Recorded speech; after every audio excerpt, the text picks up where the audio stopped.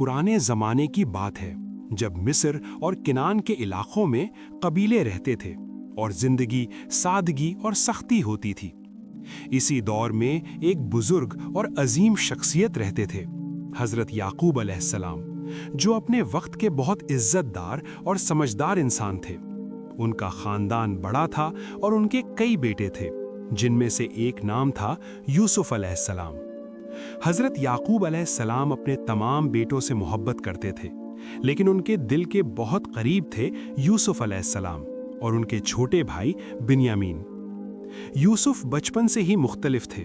उनका रवैया नरम था, उनकी बात में सच्चाई थी और उनकी शख्सियत में एक अजीब सी कशिश थी। इसी वजह से उनके वालिद उन पर खास तवज्जो देते थे, लेकिन यही बात उनके दूसरे भाइयों के दिल में जलन पैदा करने लगी। एक रात यूसुफ अलैहिस्सलाम ने एक अजीब ख्वाब देखा।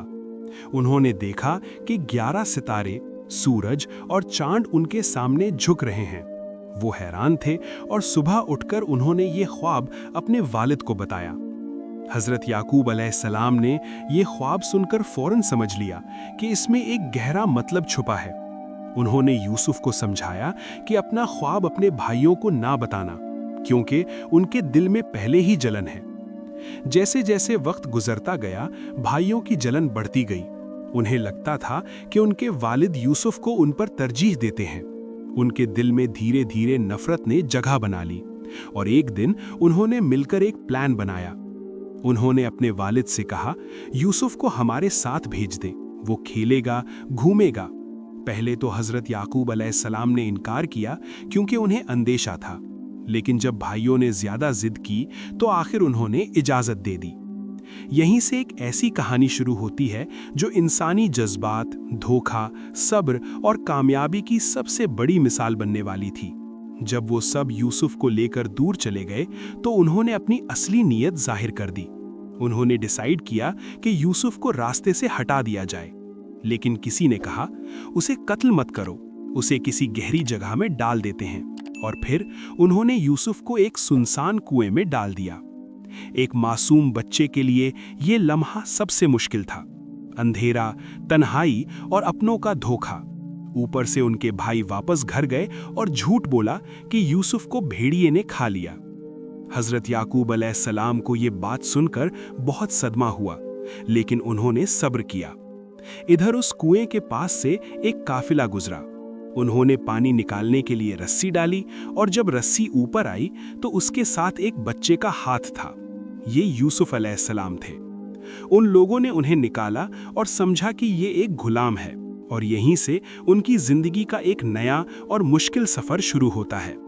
एक सुनसान कुएं से निकलकर एक मासूम बच्चे की जिंदगी ने ऐसा मोड़ लिया जहां से वापस जाना मुमकिन नहीं था। वो बच्चे यूसुफ अलैहिस्सलाम अब अपने घर, अपने वालिद और अपनी पहचान से दूर हो चुके थे। जिस काफिले ने उन्हें कुएं से निकाला, उन्होंने यूसुफ को अपने साथ ले लिया।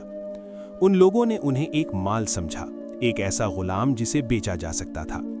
यूसुफ अलैहिस्सलाम खामोश थे, न शिकायत न सवाल, बस वक्त के साथ चल रहे थे। काफिला रेगिस्तानों, पहाड़ों और लंबी राहों से गुजरता हुआ आखिरकार मिस्र पहुंच गया। उस वक्त का मिस्र एक तरक्की याफ्ता और अमीर मुल्क था। ऊंची इमारतें, बाजार और हुकूमत का एक मजबूत निज़ाम। यहाँ गुलामों की खरीदो फरोख्त आम बात थी। यूसुफ अलैहिस्सलाम को भी बाजार में पेश किया गया, लेकिन अजीब बात यह थी कि उन्हें एक आम गुलाम की तरह सस्ती कीमत पर बेच दिया गया। किसी को अंदाज़ा नहीं था कि ये बच्चे कौन हैं। यूसुफ अलैहिस्सलाम को एक अहम शख्स ने खरीदा जो मिस्र का एक बड़ा अफसर था, जिसे लोग अजीज़े मिस्र कहते थे। उस शख्स ने यूसुफ को देखा और फौरन महसूस किया कि ये बच्चे आम नहीं हैं। उसने अपनी बीवी से कहा, इसे इज्जत के साथ रखो, हो सकता है ये हमें फ़ायदा दे या हम इसे बेटा बना ले। यहाँ से यूसुफ अलैहिस्सलाम की ज़िंदगी का एक नया दौर शुरू होता है। अजीज़ के घर में यूसुफ अलैहिस्सलाम को गुलामों जैसा रवैया नहीं मिला, बल्कि उन्हें इज्जत दी गई, अच्छी परवरिश दी गई। वो बड़े होने लगे और उनकी शख्सियत और भी रोशन होती गई।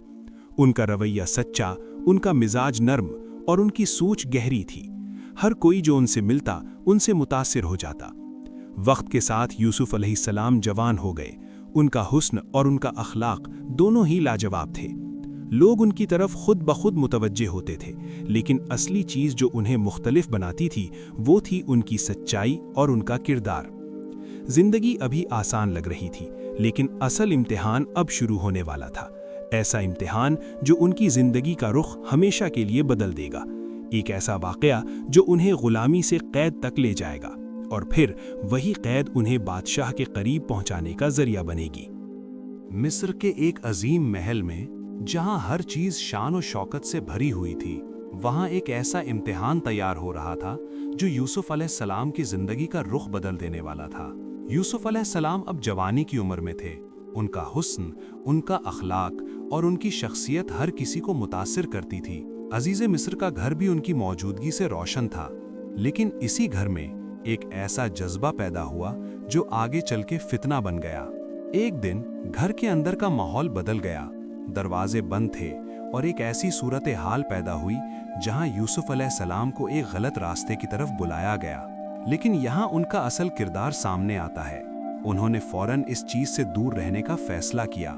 انہوں نے اپنی عزت، اپنا کیریکٹر اور اپنی سچائی کو سب سے اوپر رکھا۔ یوسف علیہ السلام نے وہاں سے نکلنے کی کوشش کی۔ وہ دروازے کی طرف بڑھے۔ ان کی کوشش صرف ایک تھی کہ وہ اس امتحان سے بچ جائیں، اور اسی دوران ایک غیر متوقع چیز ہوئی۔ دروازہ کھلا اور سچ سامنے آنے لگا۔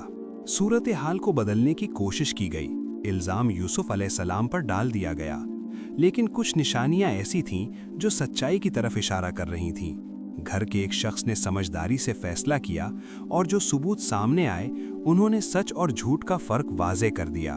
اس واقعے کی بات دھیرے دھیرے پورے شہر میں پھیل گئی۔ لوگ اس پر باتیں کرنے لگے۔ کچھ لوگ حیران تھے، کچھ لوگ تنقید کر رہے تھے۔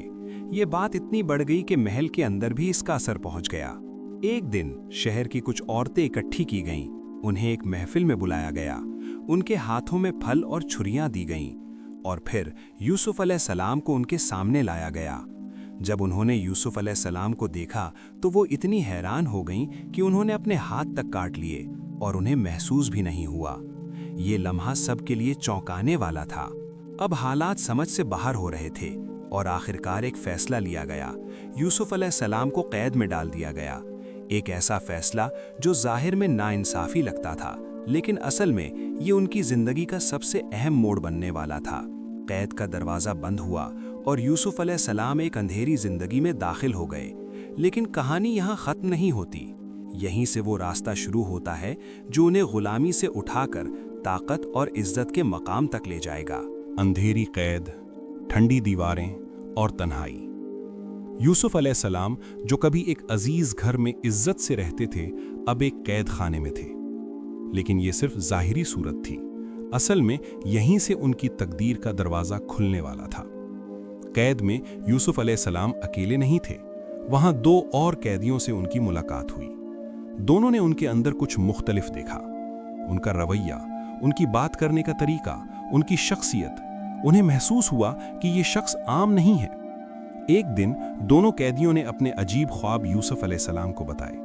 ایک نے کہا، میں نے خواب دیکھا کہ میں شراب بنا رہا ہوں۔ دوسرے نے کہا، میں نے دیکھا کہ میں اپنے سر پر روٹی اٹھا کر لے جا رہا ہوں اور پرندے اسے کھا رہے ہیں۔ یہ صرف خواب نہیں تھے، یہ ایک پیغام تھا جس کا مطلب سمجھنا ضروری تھا۔ یوسف علیہ السلام نے ان خوابوں کی تعبیر بتائی۔ انہوں نے سیدھی اور صاف بات کی۔ ایک قیدی کو کہا کہ وہ جلدی رہا ہو کر بادشاہ کے قریب چلا جائے گا، اور دوسرے کے لیے تعبیر سخت تھی، اور بالکل ویسے ہی ہوا۔ جو کہا گیا تھا وہ سب سچ ہو گیا۔ جسے رہا ہونا تھا وہ آزاد ہو گیا۔ یوسف علیہ السلام نے اس سے کہا کہ جب تم بادشاہ کے پاس جاؤ تو میرا ذکر کرنا۔ لیکن وقت گزرتا گیا اور وہ شخص یوسف علیہ السلام کو بھول گیا۔ یوسف علیہ السلام قید میں ہی رہ گئے۔ سال گزر گئے۔ پھر ایک دن مصر کے بادشاہ نے ایک عجیب اور پریشان کر دینے والا خواب دیکھا۔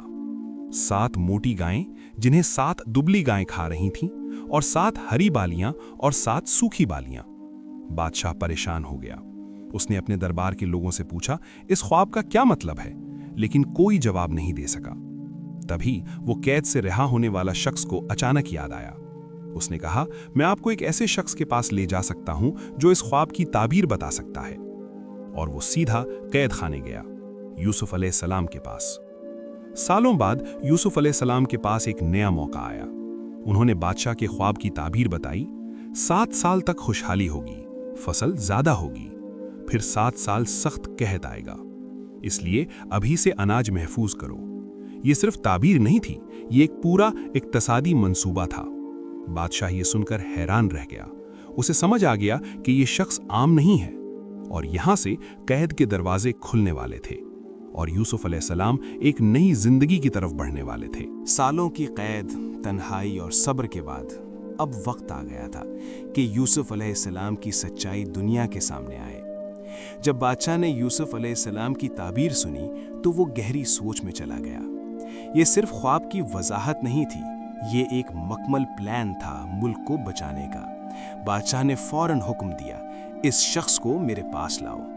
लेकिन यूसुफ अलैहिस्सलाम ने फौरन कैद से निकलने से इनकार कर दिया। उन्होंने कहा, पहले सच्चाई सामने आए, पहले वो बात वाज़े हो जिस वजह से मुझे कैद किया गया। ये एक अजीम रहनुमा की निशानी थी। वो सिर्फ आज़ादी नहीं चाहते थे, वो अपनी इज्जत और सच्चाई भी साबित करना चाहते थे। बादशाह ने पुराने वाक़े की तहकीकात करवाई। उन सब लोगों को बुलाया गया जो उस वाक़े का हिस्सा थे। जब सवाल जवाब हुआ तो सच खुद सामने आ गया।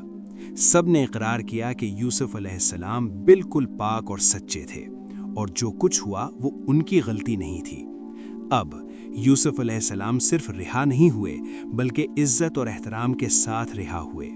बादशाह ने उन्हें अपने पास बुलाया और उनकी बात से इतना मुतासिर हुआ कि उन्हें अपना करीबी बना लिया। यूसुफ अलैहिस्सलाम ने एक और अहम बात कही, आप मुझे ज़मीन के ख़जानों का ज़िम्मा दें, मैं इन्हें अमानत और हिकमत से संभाल सकता हूँ। बादशाह ने उनकी बात मान ली और उन्हें मिस्र के अनाज और मालियात का जिम्मेदार बना दिया। अब यूसुफ अलैहिस्सलाम ने अपने मंसूबाबंदी पर अमल दरामद करना शुरू किया। 7 साल तक जब फसल ज्यादा हो रही थी, उन्होंने अनाज इकट्ठा किया। हर चीज मंसूबाबंदी के साथ हो रही थी। लोग शायद उस वक्त ना समझ रहे थे, लेकिन असल इम्तिहान अभी आना बाकी था। फिर वो वक्त आया जिसका जिक्र ख्वाब में था। जमीन सूख गई, फसल कम हो गई, कहत फैल गया, लेकिन मिस्र महफूज था क्योंकि यूसुफ अलैहिस्सलाम ने पहले ही सब कुछ कर लिया था। आज वो बच्चा जो कभी कुएं में फेंका गया था, वो गुलाम जो बाजार में बेचा गया था, वो कैदी जो सालों तक अंधेरे में रहा, आज वो ही मिस्र के खजानों का जिम्मेदार था। एक लीडर, एक फैसला साज। ये सब इत्तेफाक नहीं था, ये एक मंसूबा था। हर मुश्किल, हर इम्तिहान उन्हें इस मकाम तक लाने के लिए था। और अब कहानी अपने सबसे जज्बाती मोड़ की तरफ बढ़ रही है। कहत सिर्फ मिस्र तक महदूद नहीं था, दूर दूर के इलाकों तक इसका असर फैल चुका था। लोग अनाज के लिए मिस्र का रुख कर रहे थे और उन्हीं लोगों में कुछ ऐसे मुसाफिर भी थे जिन्हें खुद नहीं पता था कि वो किसके सामने खड़े होने वाले हैं। यूसुफ अलैहिस्सलाम के भाई जो सालों पहले उन्हें कुएं में छोड़ आए थे, अब मजबूरी में मिस्र पहुंच चुके थे। उन्हें अनाज चाहिए था, जिंदगी बचानी थी। वो दरबार में आए और लाइन में खड़े हो गए। यूसुफ अलैहिस्सलाम ने उन्हें देखा और फौरन पहचान लिया। ये वही चेहरे थे, वही लोग जिन्होंने उनकी जिंदगी बदल दी थी। लेकिन भाई उन्हें नहीं पहचान सके। अब यूसुफ अलैहिस्सलाम एक हुक्मरान थे, शख्सियत बदल चुकी थी, वक्त बदल चुका था।